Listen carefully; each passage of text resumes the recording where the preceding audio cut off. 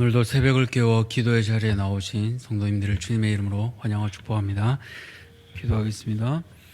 살아계신 하나님 은혜에 참 감사합니다. 2023년도도 이제 한 달밖에 남지 않음을 기억합니다. 하나님, 올 한 해 남은 시간들을 우리에게 주신 것을 기억하며 하나님, 우리의 육신을 쫓아 우리의 기쁨이 아닌 하나님이 기뻐하시는 그 뜻에 따라 쫓아가는 사랑하는 대한교회 모든 성도들 되게 도와주시옵소서. 하나님, 이 남은 시간들도 선물임을 기억하며 오용하지 않게 하여 주시고 하나님을 위한 시간들이 되게 도와주시옵소서. 하나님, 특별히 이제 내년을 준비하는 가운데 있습니다. 내년을 준비하는 가운데 기도하고 있는 담임 목사님을 기억하여 주시고 하나님, 어찌하여든 우리가 하나님의 그 기쁘신 뜻을 따라 사는 모든 백성들 되게 도와주십시오. 하나님, 또한 이 가운데 또 내년 가운데는 하나님 많은 사람들이 함께 섬기길 소원합니다. 한 가지 이상 사역에 모두가 열심내게 도와주시고 하나님 내게 주시는 자를 발견하며 하나님의 기쁨에 자원하여 한마음 되어 교회를 섬기는 모든 주의 가족들 되게 도와주시옵소서. 하나님, 특별히 우리 다음 세대를 기억하여 주시길 간절히 소원합니다. 하나님, 날이 갈수록 악해지는 이 세상 가운데 우리 사랑하는 다음 세대가 하나님을 기쁘시게 하는 우리 다음 세대 되기를 소원합니다. 하나님, 그렇게 하기 위해 많은 교사들과 교육자들 위해 함께하여 주시고 하나님, 주의 군사들로 잘 세워줄 수 있도록 은혜 베풀어 주시옵소서. 특별히 아픈 환우들이 있습니다. 하나님, 아픈 환우들 가운데 함께하여 주시고 좋은 의사와 또 처방과 하나님 필요한 것들을 더하여 주시사 하나님 저들에게 회복됨을 통하여 하나님 앞에 예배드리는 복된 백성들 되게 은혜 베풀어 주시옵소서. 하나님, 또 우리 가운데 마음이 다친 지체들이 있습니까? 저들 가운데 마음을 회복하여 주시고 하나님, 우리가 하나님과 하나 되며 또 우리 지체들과 하나 되는 그 은혜도 누리게 도와주시옵소서. 구역을 섬기는 구역장들 가운데 함께하여 주시고 하나님, 특별히 구역원들 가운데도 한마음 되는 은혜를 더하여 주셔서 내가 원하는 대로 내 뜻대로 살아가는 자들이 아니라 하나님, 나의 뜻을 죽이고 나의 마음을 내려놓게 하여 주셔서 이 구역들이 하나됨을 통하여 사랑하는 몸된 교회를 세워가는 자들 되게 도와주시옵소서. 이제 주의 말씀을 듣습니다. 오늘 우리 가운데 순종하는 마음을 주시고 주의 말씀을 온전히 따라가는 자들 되게 은혜 베풀어 주시옵소서. 이 모든 것들 감사드리며 살아계신 우리 구주 예수 그리스도 이름으로 기도드렸습니다. 아멘. 오늘 하나님께서 우리에게 주시는 말씀은 요한계시록 11장 15절에서 12장 6절까지 말씀, 요한계시록 11장 15절에서 12장 6절까지 말씀, 제가 가진 신약성경 410쪽입니다. 우리 다 찾으셨으면 함께 합독하겠습니다. 일곱째 천사가 나팔을 불매 하늘에 큰 음성들이 나서 이르되 세상 나라가 우리 주와 그의 그리스도의 나라가 되어 그가 세세토록 왕노릇하시리로다 하니 하나님 앞에서 자기 보좌에 앉아있던 24 장로가 엎드려 얼굴을 땅에 대고 하나님께 경배하여 이르되 감사옵나니 옛적에도 계셨고 지금도 계신 주 하나님 곧 전능하신 이여 친히 큰 권능을 잡으시고 왕노릇 하시도다. 이방들이 분노하며 주의 진노가 내려 죽은 자를 심판하시며 종 선지자들과 성도들과 또 작은 자든지 큰 자든지 주의 이름을 경외하는 자들에게 상 주시며 또 땅을 망하게 하는 자들을 멸망시키실 때로소이다 하더라. 이에 하늘에 있는 하나님의 성전이 열리니 성전 안에 하나님의 언약궤가 보이며 또 번개와 음성들과 우레와 지진과 큰 우박이 있더라. 하늘에 큰 이적이 보이니 해를 옷 입은 한 여자가 있는데 그 발 아래에는 달이 있고 그 머리에는 12별의 관을 썼더라. 이 여자가 아이를 베어 해산하게 되매 아파서 애를 쓰며 부르짖더라. 하늘에 또 다른 이적이 보이니 보라, 한 큰 붉은 용이 있어 머리가 7이요 불이 10이라. 그 여러 머리에 7 왕관이 있는데 그 꼬리가 하늘의 별 3분의 1을 끌어다가 땅에 던지더라. 용이 해산하려는 여자 앞에서 그가 해산하면 그 아이를 삼키고자 하더니 여자가 아들을 낳으니 이는 장차 철장으로 만국을 다스릴 남자라. 그 아이를 하나님 앞과 그 보좌 앞으로 올려가더라. 우리 함께 읽겠습니다. 그 여자가 광야로 도망하매 거기서 1260일 동안 그를 양육하기 위하여 하나님께서 예비하신 곳이 있더라. 아멘. 오늘 믿는 성도에게 하나님께서 주시는 위로, 믿는 성도에게 하나님께서 주시는 위로라는 제목으로 말씀을 함께 나누고자 합니다. 때로 살아가다 보면 우리는 어려움을 만나곤 합니다. 이 일을 어떻게 풀어야 할까, 또 누구에게 도움을 요청해야 하는 일들이 때론 우리에게 주어지기도 합니다. 너무 막막하고 눈물 나고 또 한숨 쉴 때 때로는 누군가의 위로가 정말 크게 다가올 때가 있습니다. 예상하지 못했던 따뜻한 캔커피 하나, 혹은 또 마음을 담은 짤막한 편지 하나에 우리는 위로를 얻기도 합니다. 어려운 때에 이런 위로를 통해서요, 우리는 다시 일어날 힘을 얻습니다. 오늘 요한계시록도 그런 면에서 마찬가지인 것 같습니다. 하나님께서는 아신 것처럼 사도 요한에게 장차 일어날 일을 환상으로 보여주셨습니다. 그리고 사도 요한은 이것을 성경으로 기록했습니다. 이 계시록을 읽다 보면 때로는 무시무시한 내용 같기만 합니다. 그런데 이 성경을 자세히 읽어보시면 분명 하나님께서 우리에게 주시는 그 위로와 소망을 또 발견하게 됩니다. 바라기는 오늘 본문을 통해 하나님께서 우리 대한가족들에게 주시는 그 따스한 위로를 발견하는 시간 되시기를 축복합니다. 그렇다면 첫 번째로 오늘 믿는 성도에게 하나님께서 주시는 위로는 무엇일까요? 바로 오직 하나님만이 이 세상의 왕이 되신다는 사실입니다. 오늘 우리가 읽은 15절은요, 7번째 나팔 심판의 도입 부분입니다. 앞서 다른 천사들처럼 7째 천사가 나팔을 불면서 심판의 메시지가 시작됩니다. 천사가 나팔을 분 후에는 큰 음성들이 나오는데요. 요한계시록에서 이 큰 음성은 단수로 20회 이상 표현되었습니다. 순교자들의 기도 음성을 표현하기도 하고 또 예배의 정원 가운데서 나오기도 합니다. 그런데 오늘 우리가 본 이 15절에서만 유일하게 큰 음성이 아니라 큰 음성들이라는 복수로 표현되고 있습니다. 그렇다면 이 큰 음성들은 어떤 메시지를 외치고 있습니까? 뒤이어 보시면요, 이르되 세상 나라가 우리 주와 그의 그리스도의 나라가 되어 그가 세세토록 왕노릇 하시리로다 하니라고 기록하고 있습니다. 무슨 말입니까? 기존에 악하던 세상 나라가 이제는 우리 주와 그리스도의 나라가 될 것이 아니라 되었습니다. 미래가 아니라 과거형입니다. 하나님께서 이 세상을 이미 완전히 다스리신다는 뜻입니다. 또한 잠깐 다스리지 않고 세세토록, 즉 영원히 통치하십니다. 이 통치의 문제는 요한계시록에서 아주 중요한 주제입니다. 누가 세상을 다스리는 통치자인가?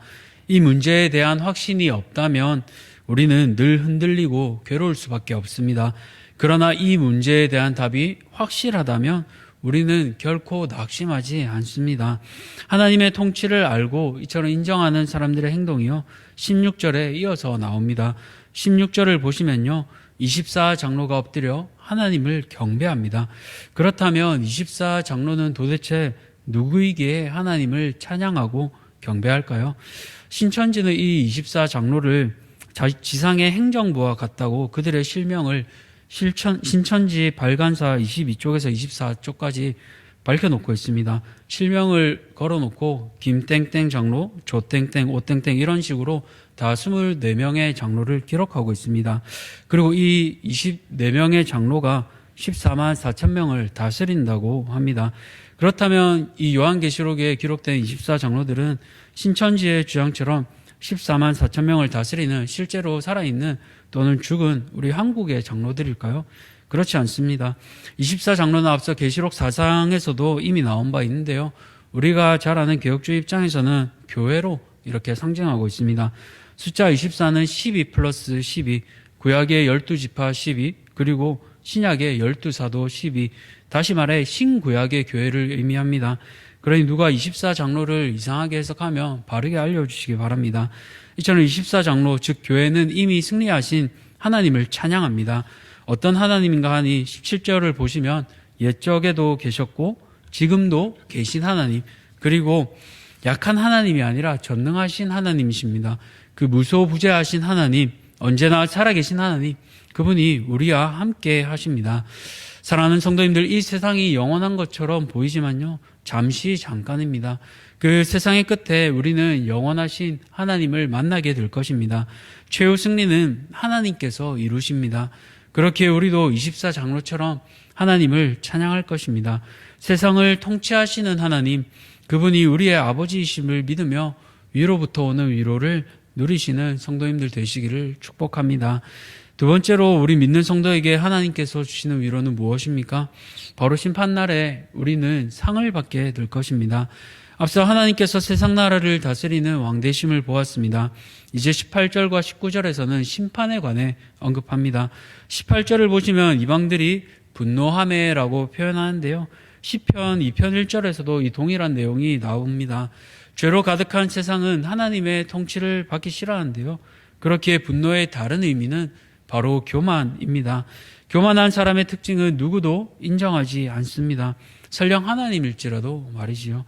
이처럼 하나님을 대적하는 세상을 하나님께서 어떻게 하십니까? 18절을 보시면 주의 진노가 내려 죽은 자를 심판하시며 라고 합니다. 이 죽은 자는 누구일까요?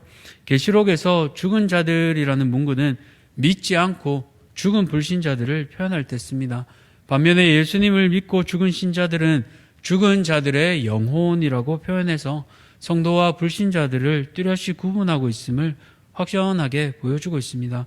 그렇게 예수님을 믿지 않고 죽은 불신자들을 하나님께서는 심판하십니다. 그렇다면 믿는 성도들은 어떻게 대하십니까? 주를 믿고 그 이름을 경외하는 자들에게는요, 상을 주십니다. 선지자든 성도든 크든 작든 돈이 많든 적든 이름이 유명하든 무명하든 하나님께서는 상을 주십니다. 이 상은 믿지 않는 자들은 결코 받을 수 없는 상, 즉 바로 영생이고 구원입니다. 주를 믿지 않고 죽은 자들은 영원한 지옥불에서 슬피 울며 이를 갈 것입니다. 마치 부자가 나사로 손끝에 물 한 방울만 떨어뜨려 달라고 애원한 것처럼 그들은 영원히 꺼지지 않는 불에서 고통받을 것입니다. 이처럼 불신자들에게는 멸망이 확정되어 있습니다. 그러나 믿는 성도들은 주님과 함께 저 영원한 천국에서 함께 할 것입니다. 우리의 눈물을 닦아주시며 다시는 아픔이 없는 그곳에서 주님이 우리를 안아주실 것입니다. 내가 많이 벌든 적게 벌든 남보다 자랑할 게 많든 적든 오직 하나님께서 우리 믿는 자들에게 상 주십니다. 사랑하는 성도님들, 오늘 우리에게 주시는 이 두 번째 위로를 굳게 붙잡으시기 바랍니다. 사람이 한번 죽고 사는 것은 정해져 있습니다. 누구도 죽음을 피할 수 없습니다. 그러나 죽음 이후에는 반드시 심판이 있습니다. 각자가 자기의 행위대로 심판을 받을 것입니다. 예수님을 선택하지 않은 자, 선택한 자, 그 결과는 확연하게 다를 것입니다. 믿지 않는 자에게는 영원한 형벌이, 믿는 자에게는 영원한 상급이 있습니다. 오늘 영원한 상급, 주님과 더불어 함께 누릴 그 천국을 소망하며 두 번째 위로를 붙드는 우리 성도님들 되시기를 축복합니다. 이제 마지막 위로가 남았습니다. 앞서 성도의 위로는 첫 번째로 하나님께서 이 세상의 왕 되시고, 두 번째로는 마지막 날 심판 때에 우리 성도는 상을 받게 됨을 살펴보았습니다. 이제 마지막 위로는 하나님께서 교회를 소중히 여기시며 또 고난 가운데 우리를 지키신다는 사실입니다. 앞서 11장을 살펴보고 이제 12장부터는 또 다른 환상이 나타나는데요. 한 여자와 용의 내용입니다. 먼저 1절을 보시면 여자에 대한 묘사가 독특하게 나타나는데요. 해를 옷처럼 입고 또 발 아래는 다리, 머리에는 면류관이 씌어져 있습니다. 시편 104편을 보시면 주께서 옷을 입은 같이 빛을 입으시며 라고 하는 표현이 있는데요. 이처럼 해를 옷처럼 입는다는 건 영광스러운 모습을 뜻합니다. 발 아래 달이 있음은 만물을 다스림을 뜻하고요. 면류관의 12별은 12지파입니다. 그렇게 이 여인은요, 그리스도의 신부고 또 교회를 뜻합니다. 그런 여인은 임신한 상태입니다. 이제 해산때가 되어서 아파 애를 쓰며 부르짖습니다. 무슨 뜻입니까? 해산할 아이는 바로 예수님을 의미하고 예수님을 기다릴 때 구약 교회가 여인의 출산처럼 고난을 겪었습니다. 그런데 설상가상으로 더한 어려움이 나타나고 있습니다. 3절을 보시면요, 붉은 용이 나타나는데요. 이 용은 마귀입니다. 그 모습이 머리가 7, 뿔이 10, 머리에 7 왕관을 썼습니다. 7 머리는 큰 나라들을, 10 뿔은 작은 나라들을 뜻합니다. 왕관을 쓰고 있으니까요, 이 크고 작은 나라들의 왕이라는 뜻입니다. 그 마귀는 하늘의 별 3분의 1을 끌어다 땅에 던지는데요. 하늘의 별은 천사들을, 꼬리는 또 미혹을 뜻하고 있습니다. 끌어다 땅에 던져짐은 타락입니다. 즉 타락한 천사들로 마귀는 미혹할 준비를 하고 있는 것입니다. 뿐만 아니라 여자가 아이를 낳으면 바로 삼킬 준비까지 하고 있습니다. 절대절명의 순간입니다. 그러나 여자가 아이를 낳을 때 그 아이는 하나님과 보좌 앞으로 올라가게 됩니다. 이분이 바로 우리 구주 예수님이십니다. 장차 철장으로 만국을 다스리시는 분, 주님은 사단의 괴계를 이기시고 십자가에서 죽으시고 많은 사람들이 보는 가운데 하늘로 올라가셨습니다. 사단의 공격은 이처럼 실패로 끝났습니다. 그렇다면 아이를 해산한 여자, 즉 교회는 어떻게 될까요? 6절을 보시면 광야로 도망가게 되는데요. 광야는 하나님이 예비하신 곳이기도 합니다. 여인 즉 교회가 도망간 것처럼 땅 위의 교회는 주님이 다시 재림하실 때까지 어려움을 겪기도 합니다. 그러나 시험과 훈련의 장소인 광야에서 우리는 하나님의 돌보심을 경험합니다. 하나님께서는 광야를 통해 우리를 훈련시키시고 그분의 자녀로 자라가게 하십니다. 이것을 통해 우리가 깨닫는 것은 무엇입니까? 하나님께서 그분의 신부된 교회를 너무나 영광스럽게 여기십니다. 사단은 교회를 공격하고 삼키려 합니다. 흠집을 냅니다.